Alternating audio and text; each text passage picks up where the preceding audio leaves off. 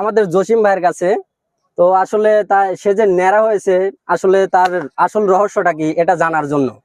তো আসলে আমরা জানবো যে আসলে জসিম ভাই কি জন্য ন্যাড়া হয়েছে, এ বিষয়ে যদি কালে জসিম ভাই বলেন কিছু। কি আর বলবো, এখন গরম চলে আইছে আর তাপমাত্রা এখন বেশি, মাথা চুলকাই। আবার আর কি মানে আছে আছে অনেক কিছু আছে, এই জন্য মাথা ন্যাড়া করার আর কি, চুল কম। তো আপনি কি ন্যাড়া করে কি এখন শান্তি লাগে, মানে একটু আগের আরাম অনুভূতি হয়? কি শান্তি, মনে হয় যে নতুন বিয়ে করার মতন শান্তি ন্যাড়া করে।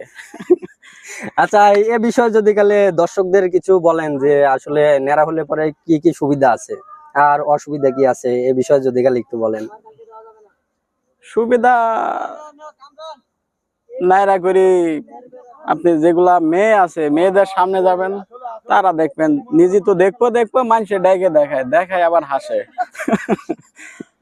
আচ্ছা, আমি বুঝতে পারছি এ বিষয়ে আসলে একটু হাসাহাসি করার মতনই কথা। হাজার হলেও মেয়ে মেয়ে মানুষ বলে কথা, ঠিক আছে। তো আর কোনো সুবিধা বা অসুবিধা কিছু আছে? আপাতত আর কোনো সুবিধা নেই। আরো যদি সুবিধা খুঁজতে চান, যদি কেউ খুঁজে, তাহলে সে নাড়া করে দেখুক যে সে কোনো সুবিধা খুঁজে পায় কি না। আচ্ছা, আমরা যেটুকু বুঝলাম যে আসলে ন্যাড়া হলে পরে আসলে একটু শান্তি লাগে, গরমের সময় একটু হাওয়া বাতাস লাগে, এর দিক থেকে আর কি সে বলছে যে আসলে ভালো লাগে। তো এটুকু বলার ছিল তার। আর আর কিছু বলার আছে আপনার? আপাতত নেই, সামনে শুক্রবার আরো করার চিন্তাধারা আছে।